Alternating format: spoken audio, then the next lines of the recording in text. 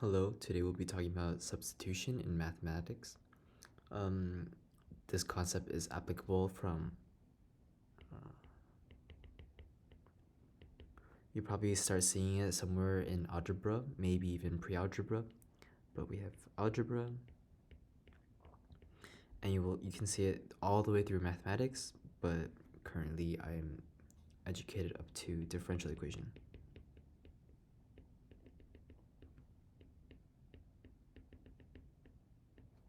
Okay.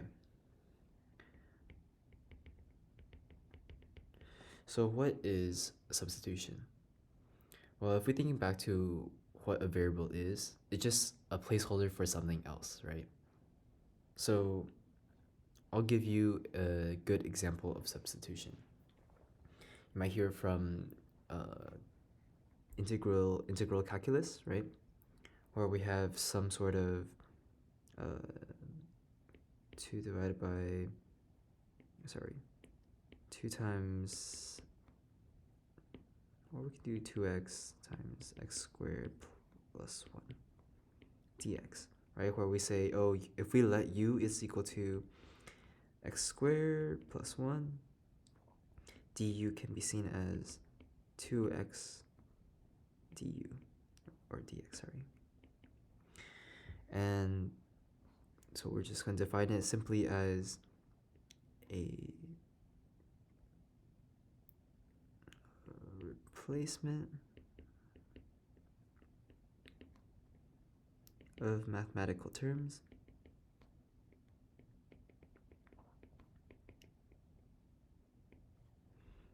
for an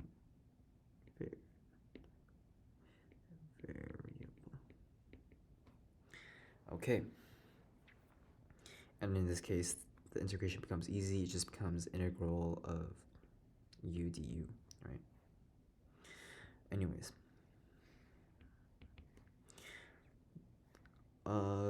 U sub, this is called U sub. But there are many other ways you can use substitution in your life. For example, okay, I'm gonna have a algebraic problem here. So let's say we had 4 cosine to the power of 3x minus cosine x is equal to 0.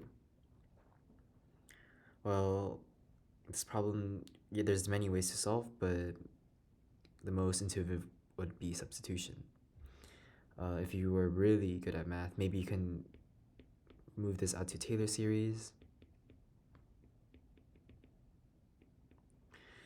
Or if you had some really powerful calculator, you could graph this out.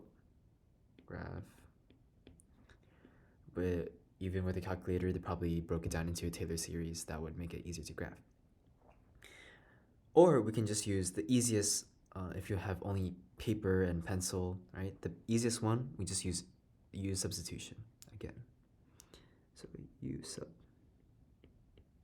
Now I should note that I'm calling it u sub, but honestly the variable could be arbitrary. I could have said z sub, v sub.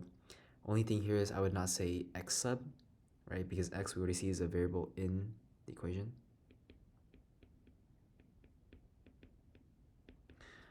Right? So that would not be ideal. But if you wanted to, if you really needed to, maybe there was a way to memorize it easier from a real world problem. Like for example, saying length as L, right? You could use x sub something, x plus sub 1. Just make sure you differentiate your variable names. It's good to be very clear with what you're writing mathematically. Okay. Now, if you haven't seen it yet, this u sub, we can say u is equal to cosine of x. Now, that's it. We just plug it back into our formula. We get 4u to the power of 3 minus u is equal to 0. Here becomes an easy algebraic equation, and already in my head I can kind of plot what this looks like. So let's say this is u, and let's say this is y. And in this case I'm saying like 0 is y, just so I can actually plot it. But or not necessarily actually. If you did for 0 or y, and then you solve for u is equal to 0, you're gonna get u equals something which would just be a straight vertical line, right? But let's say in the case that we had y is equal to 4u cubed minus u. I see this is something to the power of 3.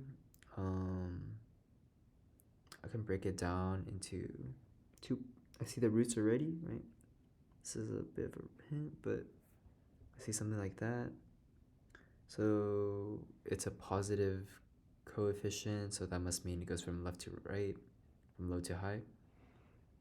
So I'm guessing it looks something like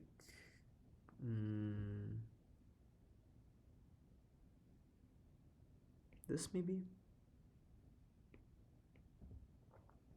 Alright, that's just my guess, right? So let's find out. Here I see I can just factor out a u. So if we factor out u, we get 4u squared minus 1 is equal to 0. Okay, now this makes a lot more sense, right? If u is equal to 0, then the whole thing is equal to 0, right? 0, right? Now, for the second one, what we do is 4u squared minus 1 is equal to 0. Then this thing will also be 0, right?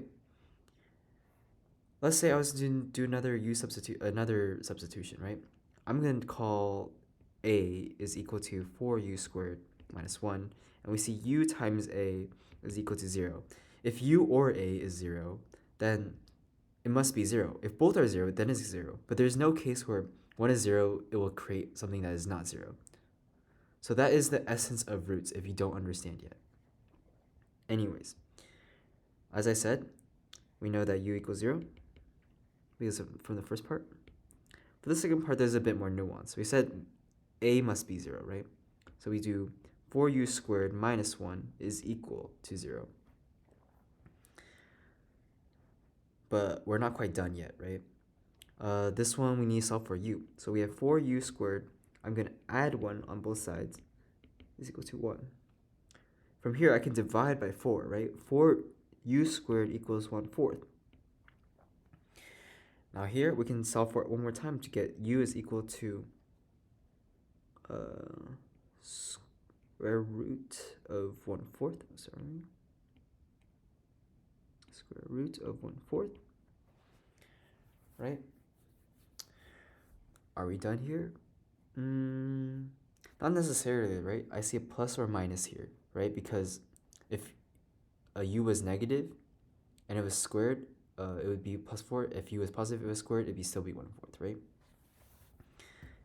Regardless, this is not finished yet. We can break this down into root 1/4.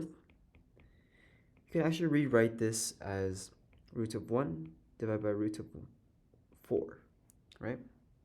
And this is the property that a divided by b to the power of some number is equal to a to the power of n divided by b to the power of n, right? And in this case, n is 1/2, right? Okay. From here, we see that the answer is going to be plus or minus 1/2. Okay. Don't forget this is u is equal to plus or minus. So now we have two options. We have u equals 0 and we have u equals plus or minus 1/2. From here, we're still not done yet, right? Because originally the question we're asking is solve for x, right? We're not solving for u. So if we sub back in, right, where cosine of x is equal to 0, right? Well, let's think about when cosine is 0, right? If we have our unit circle, if we take our unit circle, just the first 90 degrees is all we need, right? Where this is 1, 0, this is 0, 1. The cosine term is the y term, right? So when x is equal to 90 degrees, then it must be 0, right? Because we're looking for when x is 0. Or sorry, when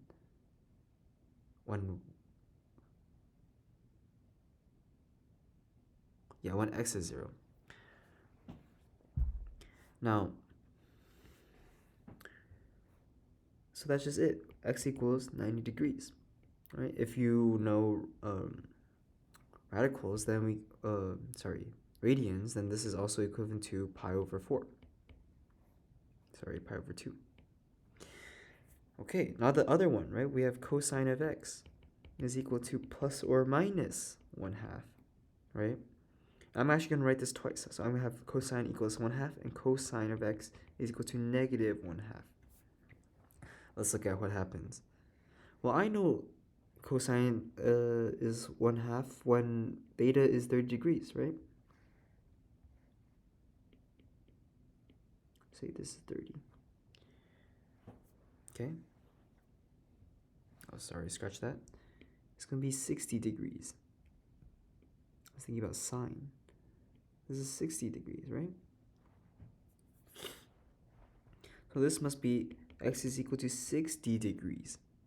Now what about the negative? Well, we can just flip it over the axis, right? So we can say this is x is equal to negative 60 degrees. Okay. Keep in mind, since this is degrees, you could have different answers that just take these answers and you add or subtract 360 degrees, right? And it still works. And if you want to, you can convert that to radians. But here we see that x is equal to 90 degrees, 60 degrees, and negative 60 degrees, right? Now I want to move on. How can we use substitution in our day-to-day life? Maybe it's not necessarily a math problem. Or I guess still in the realm of math, I had a question asked me recently on, let's say I had 4 root 2 plus 6 root 2. Is this equal to just 10 root 2? Right? Well, the radicals make it look a little confusing, right? So let's do a u sum. U is equal to root 2. So we have 4u plus 6u. Well, you see these are like terms, right? So we just add the numbers together. We have 10u is equal to something, right? We sub back in for the u. So 10 is 10 root 2, right? So immediately it becomes clear that this statement must be true, because algebraically we've done nothing, right? We have not changed the variable. We just simplified it. Sometimes u sub will get you nowhere though, so you have to choose your u subs correctly, right? If I have equation 4x squared plus 1, right, equals 0, and I choose my u to be 4x squared plus 1, I've got to nowhere because I'm saying u is equal to 0. But this doesn't help me because when I sub it back in, I get back the original equation. This is the essence of substitution, right? You're not changing the equation, you're just making the computation easier on yourself. Now, another point I see people struggle with, right, is polynomials with degrees of greater than 2 when you're factoring. Let me give you an example. Let's say we have x to the power 4 minus 1, right, and equal to 0, and we're looking for the roots. Well, this is too easy, actually, sorry. Doesn't work. Actually, it should work. So let's solve for the roots, right? Let's see, this is equal to y and solve for roots. Well, you can't really use your quadratic formula, or unless you've done a lot of algebra, it's not obvious on what this answer is. So we can do another u substitution, right? Let's say u is equal to x squared, right? In this case, we have x squared to the power of 2, right? This is the idea that any number to the power of n, in parentheses, to the power of another n, or I'll use, n1. This is simply, right, a to the power of n times n. Yeah, right? So from here we can just go, well, in this case, right, we know this. We know u subs in here, so we go u squared minus 1 must equal y. Immediately this question becomes a lot easier, right? Because this is just a polynomial. We could solve polynomials really easily. right? Here I can just immediately see, oh, u plus 1, u minus 1, right? This must be the root, right? We must be cautious though, right? Because remember, we subbed, right? This is not what we're looking for. We're looking for x. So if we sub back in our x squared from our u term, right? We get x squared plus 1, x squared minus 1, 0. And another one, we see another root we could do, right? You see this is x plus 1, and then x minus 1, right? And this one's a little harder to factor out. It's possible, but you will not get a nice number. You'll get a radical. So we can leave it like this, right? If you want to do you see how we can take a question that normally we would not know, right? Power 4 is not necessarily intuitive. But if we break it down using substitution, right? The problem becomes a lot easier, a lot more straightforward. Okay. So I want you to think about how can we use this in daily mathematics when we're solving problems, right? Or even this concept in general. Am I able to take something that is pretty complex, break it down into something that's manageable, and it becomes something else, something new, right? This is the idea of substitution. Okay.